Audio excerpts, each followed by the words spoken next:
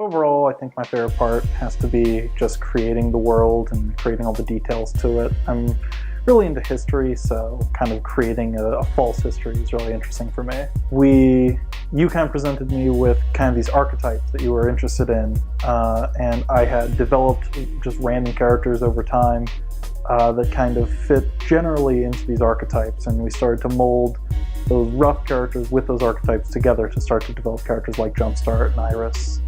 So a lot of the early ideas came from that kind of melding. In a big way, that was kind of our shared vision of what a future could look like, where corporations have too much control and where technology kind of has more control over humanity than humanity has over technology.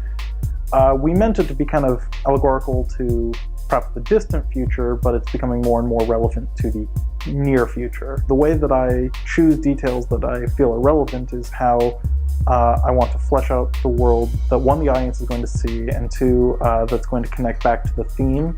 If I know something is going to be important to the overall message that I want to tell, how mental health is viewed in New Renard is very important to me.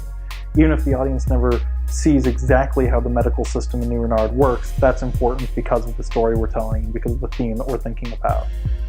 One of my favorite elements that originally I didn't even intend to be revealed in the story, but over time I realized it was important, was a location called the Grannon Institute, which is kind of the big psychological hospital that's in New Renard. And it's a very dark, totalitarian place developed by Rytog. And originally I had no intentions of that being in the story, but I fell in love with it so much that it kind of wormed its way in. My background is primarily in horror, and horror kind of is founded on that idea of mystery and twists, and I certainly am a fan of that kind of style and genre. So I've hidden a lot of little secrets and big secrets throughout Mania. And one of the biggest ones is who Alex is and what he really wants. What happened to California is one that we've been talking about a lot.